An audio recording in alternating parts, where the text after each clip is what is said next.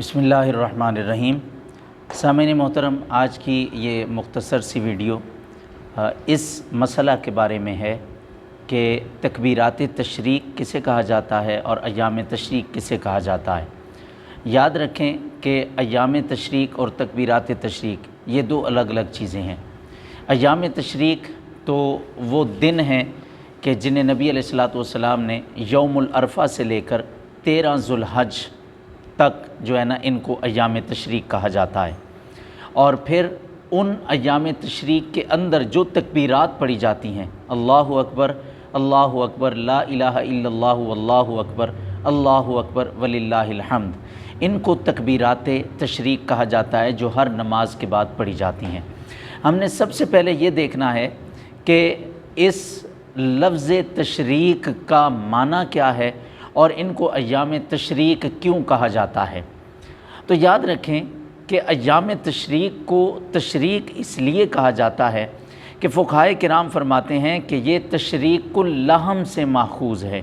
یعنی گوشت خشک کرنا۔ عرب کے اندر ان دنوں کے اندر جانوروں کو ذبح کر کے ان کا گوشت سکھایا جاتا تھا، جس کی وجہ سے ان ایام کو ایام التشریق کہا جاتا ہے۔ اور پھر فقہائے کرام فرماتے ہیں اس کا دوسرا ماخذ کہ یہ شروق الشمس سے ماخوذ ہے، یعنی نماز عید کے لیے سورج چڑھنے کا انتظار کرنا۔ اور پھر اگر ہم ان ایام تشریق کے اندر جو تکبیرات تشریق پڑھی جاتی ہیں اور ایام تشریق ہیں، ان کا جو ہے نا ان کی شرعی حیثیت متعین کرنی ہو کہ یہ تکبیرات تشریق کیا ہیں جو ہم پڑھتے ہیں، کیا یہ فرض ہیں، واجب ہیں، سنت ہیں یا مستحب عمل ہے، تو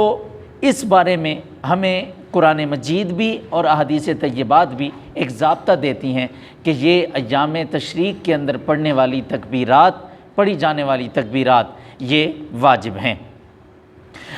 اللہ رب العزت نے ارشاد فرمایا قرآن مجید میں، وَاذْكُرُوا اللَّهَ فِي أَيَّامٍ مَعْدُودَاتٍ، کہ تم اللہ کو پاک اور مخصوص دنوں میں، یعنی اللہ تعالیٰ کو مخصوص دنوں میں یاد کرو۔ امام ابن کثیر فرماتے ہیں کہ حضرت ابن عباس نے فرمایا الایام المعدودات سے مراد ایام تشریق ہیں، یعنی فرض نمازوں کے بعد جو تکبیرات پڑھی جاتی ہیں وہ تکبیرات تشریق کہلاتی ہیں۔ اب اس کی ہم شرعی حیثیت متعین کرتے ہیں کہ اس کی شرعی حیثیت کیا ہے۔ جوہرۃ النیرہ جو قدوری شریف کی شرح ہے، اس میں امام زبیدی فرماتے ہیں کہ اس میں اختلاف ہے کہ تکبیرات تشریق واجب ہیں یا سنت ہیں، تو وہ فرماتے ہیں کہ امام تمرتاشی فرماتے ہیں کہ یہ سنت ہیں، مگر الایضاح میں ہے کہ یہ اللہ کے قول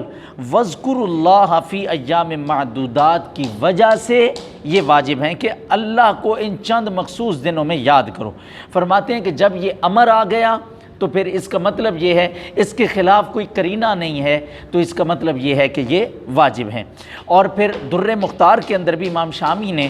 فرمایا کہ تکبیرات تشریق واجب ہیں اور اس امر میں یہی صحیح ہے۔ پھر فرماتے ہیں کہ تکبیرات تشریق ہر فرض نماز کے بعد ایک مرتبہ پڑھنا واجب ہے، اور اگر کوئی زیادہ پڑھے تو وہ فضیلت کا حامل ہے۔ اچھا، اب ہم نے جب اس تکبیرات تشریق کو پڑھنا واجب قرار دیا تو پھر ہمیں یہ بھی دیکھنا ہے کہ واجب کس طرح ثابت ہوتا ہے۔ تو یاد رکھیں کہ واجب وہ ہوتا ہے جس کا کرنا ضروری ہو اور اس کا ترک کرنا لازماً منع ہو،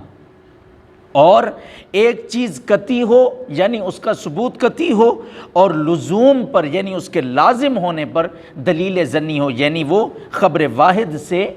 جو ہے وہ ماخوذ ہو، یا پھر اس کی جو دلیل ہو وہ قطعی ہو اور اس کا لازم ہونا جو ہے نا وہ اس کا ثبوت جو ہے وہ لازم ہونا ہو، اور اس کے ترک کرنے والا عذاب کا مستحق ہو، خواہ وہ دائماً ترک کرے یا پھر کبھی کبھی ترک کرے۔ اور واجب کی ایک تعریف یہ بھی ہے کہ جس کام کو حضور علیہ الصلوۃ والسلام نے بطور عبادت دائماً کیا ہو اور اس کے تارک پر انکار فرمایا ہو یا ترک کرنے والے پر وعید فرمائی ہو۔ اب ان تمام جو واجبات کی تعریفات ہیں کہ واجب کس سے ثابت ہوتا ہے، یہاں سے پتہ چلتا ہے کہ نبی علیہ الصلوۃ والسلام نے کسی کام کو دائماً کیا ہو اور اس کے منع پر کوئی دلیل نہ ہو اور اس کے منع پر کوئی قرینہ موجود نہ ہو، تو حضور علیہ الصلوۃ والسلام کے دائماً عمل کرنے سے، فعل سے واجب ثابت ہوتا ہے۔ اب ذرا ہم حدیث طیبات کی طرف آتے ہیں، اور 3-4 احادیث طیبات میں بیان کروں گا کیونکہ پھر ویڈیو لمبی ہو جائے گی، جس کے اندر حضور علیہ الصلوۃ والسلام کا عمل مبارک دائمی طور پر ثابت ہوتا ہے۔ امام دارقطنی روایت کرتے ہیں کہ حضرت جابر فرماتے ہیں کہ حضور علیہ السلام یوم العرفہ کی فجر سے لے کر 13 ذوالحج کی عصر تک تکبیرات تشریق پڑھتے تھے، یہ ایک حدیث۔ پھر امام بہقی نے السنن الکبریٰ کے اندر روایت کیا کہ حضرت عبد الرحمن بن ثابت حضرت جابر سے روایت کرتے ہیں کہ حضور علیہ السلام یوم العرفہ کی فجر سے ایام تشریق کے آخری دن کے عصر کے وقت تک تکبیرات تشریق پڑھا کرتے تھے۔ اسی طرح امام حاکم نے المستدرک میں، امام ابن حجر العسقلانی نے فتح الباری میں، امام عینی نے عمدۃ القاری کے اندر یہی بیان فرمایا۔ تو اس کا مطلب یہ ہے کہ تکبیرات تشریق 9 ذوالحج کی فجر سے لے کر 13 ذوالحج کی عصر تک ہر نماز کے بعد ایک مرتبہ پڑھنا مرد اور عورت پر واجب ہے،